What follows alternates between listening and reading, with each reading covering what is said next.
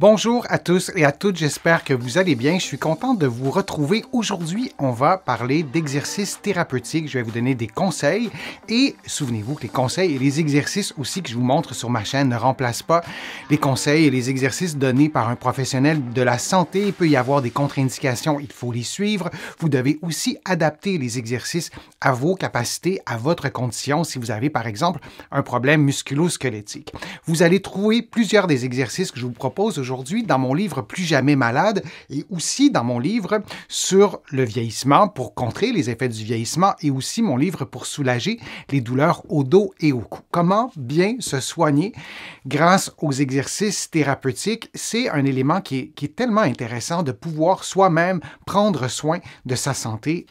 Maintenant, une question qui m'a été posée par une internaute ou par plusieurs internautes. Quel type de thérapie est la plus efficace, les thérapies actives ou les thérapies passives, et quelle est la différence entre les deux?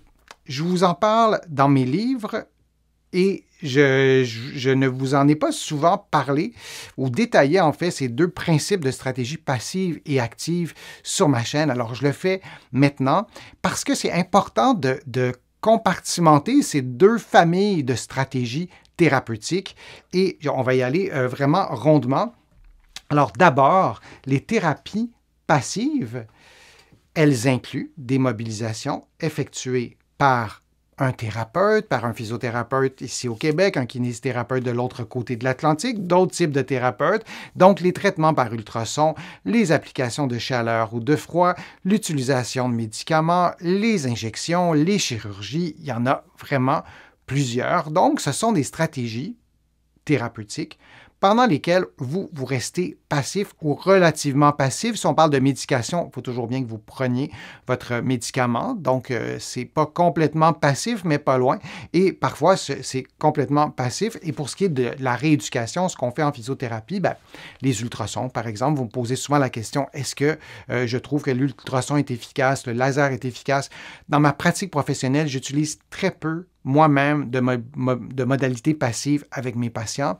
Je vais leur conseiller parfois d'utiliser la chaleur, le froid ou d'autres modalités passives, mais que eux ou elles-mêmes vont utiliser. Je préfère nettement les stratégies actives et pour un problème musculo-squelettique, pour un problème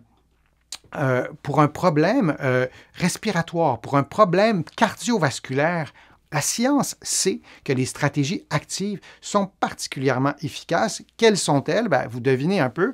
Hein? Elles impliquent la participation vraiment active, c'est peut-être un pléonasme, mais je voulais insister, de la personne dans le processus de réhabilitation. Elles incluent, par exemple, les exercices, les activités dirigées.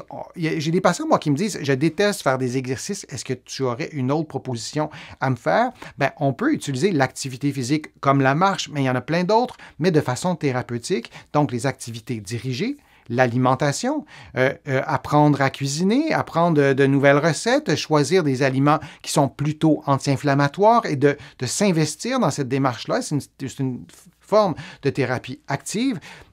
L'autogestion de la douleur, du stress, du sommeil, établir que dans une certaine situation douloureuse, stressante, où il y a de l'insomnie, vous allez adopter, vous allez prendre certaines décisions, poser certains gestes, adopter certaines habitudes, peu importe, mais en autogestion, on est dans des stratégies, dans des thérapies actives qui sont, à mon sens, particulièrement efficaces.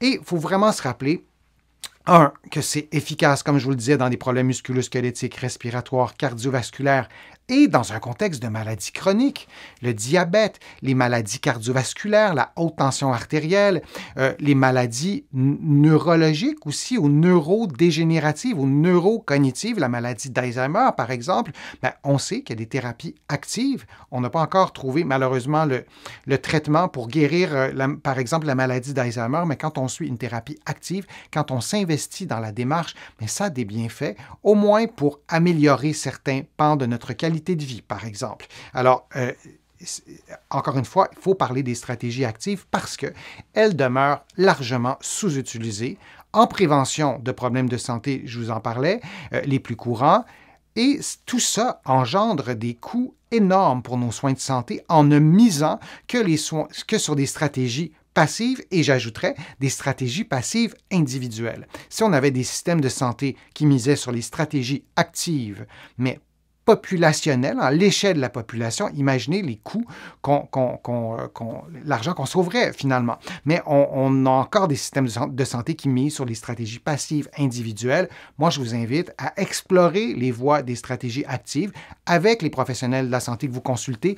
Parfois, il y a des professionnels qui le disent eux-mêmes, qui ne se sentent pas outillés pour pouvoir diriger leurs patients vers des stratégies actives. Si on parle de l'activité physique, on ne peut pas dire à la personne seulement « bougez plus, faites plus de sport ». Mais quel type de sport, quel exercice, à quelle dose, à quelle fréquence, à quelle intensité aussi. Et là, il y a une prescription qu'on peut faire, qu'on peut offrir aux patients, qu'on peut élaborer avec la personne aussi pour avoir une stratégie active, mais il y a des professionnels qui sont outillés pour le faire. Et moi, je vous invite à explorer davantage les stratégies actives sans négliger les stratégies passives. Ce sont deux formes de stratégies qui peuvent être complémentaires, mais d'ouvrir nos horizons sur les stratégies actives, je pense qu'on y gagne soi-même dans notre propre santé en prévenant des problèmes de santé, notamment les maladies chroniques et aussi nos systèmes de santé y gagnerait. Je vous remercie d'avoir été là. J'espère que les conseils que je vous ai donnés, les informations que je vous ai transmises aujourd'hui vous ont été utiles.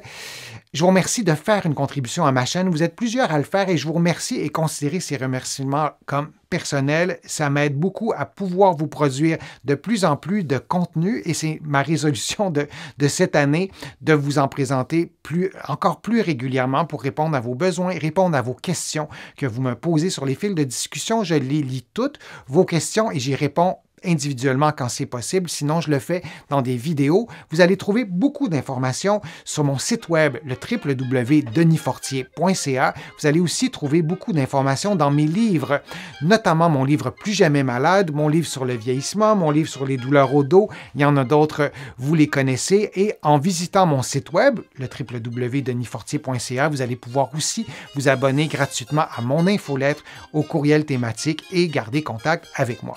Alors, je vous dis à une prochaine fois, à une prochaine vidéo et à bientôt.